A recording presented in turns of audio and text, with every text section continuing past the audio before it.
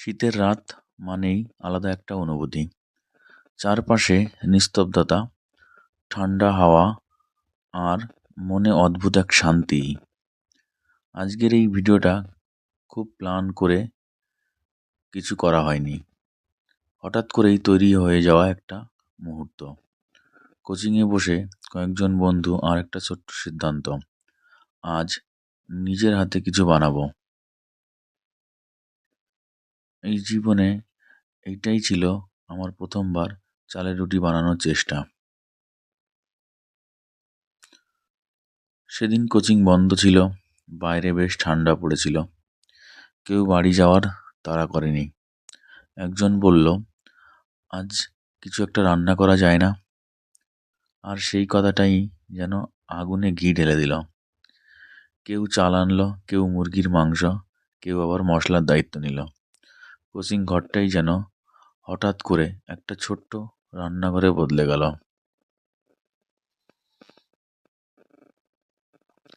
আমি আগে কখনো চালের রুটি বানাইনি।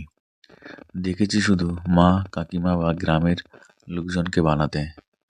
মনে মনে একটু ভয়ও ছিল, হবে তো নাকি সব নষ্ট হয়ে যাবে।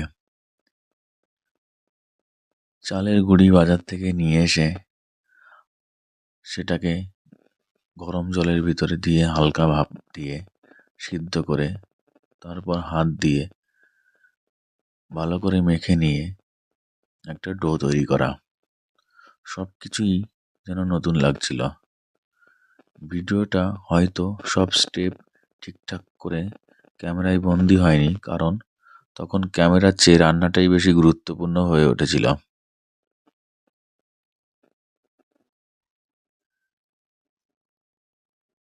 একদিকে যেমন চালের গুঁড়ি দিয়ে যে ডোটা তৈরি করা হয়েছিল সেটাকে মাখানো হয়েছিল, অন্যদিকে কেউ হামল দিস্তায় মশলাটাকে করছিল, আবার কেউ বাকি রসুনগুলোকে ছাড়িয়ে নিচ্ছিল।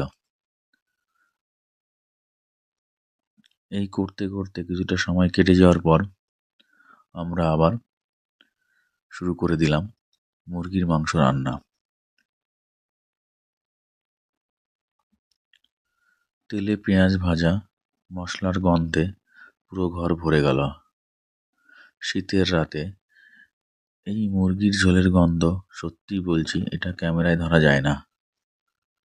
বন্ধুরা কেউ নাড়ছে, কেউ সাজেস্ট দিচ্ছে, এবার একটু নুন দে, এবার ঢাকা দে। সব মিলিয়ে একটা পারিবারিক পরিবেশ তৈরি হয়ে গিয়েছে।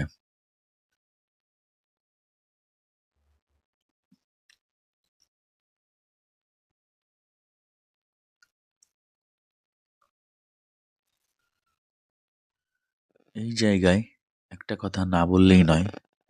সত্যি কথা বলতে আমি পুরো রান্নার ভিডিওটা তুলতে পারিনি, কারণ তখন ভিডিও বানানোর চেয়ে মুহূর্তটা উপভোগ করা বেশি জরুরি ছিল। কখনো কখনো জীবনে সব কিছু ক্যামেরায় ধরতে নেই, কিছু জিনিস মনে ধরে রাখাই ভালো।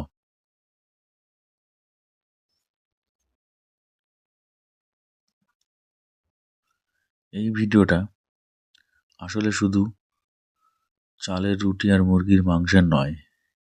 এই ভিডিওটা ছিল একটা ছোট্ট সময়ের সিদ্ধান্ত, আর সেই সিদ্ধান্তের উপর ভিত্তি করে একটু আনন্দ, যেটা শীতের রাতে সত্যি প্রয়োজন ছিল।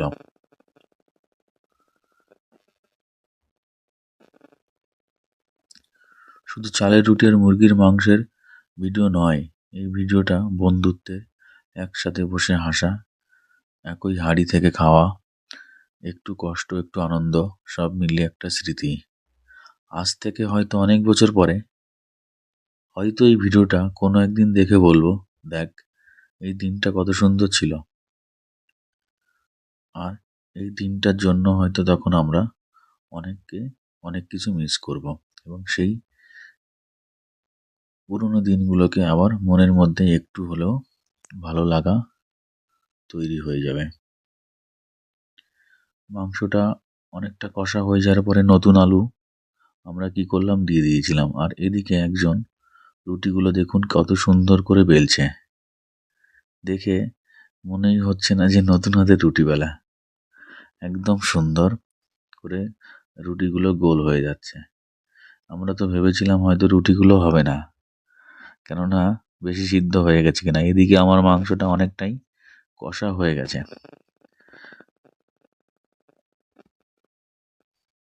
আগুনের পাশে বসে শীতের সময় বেশ ভালোই লাগছে।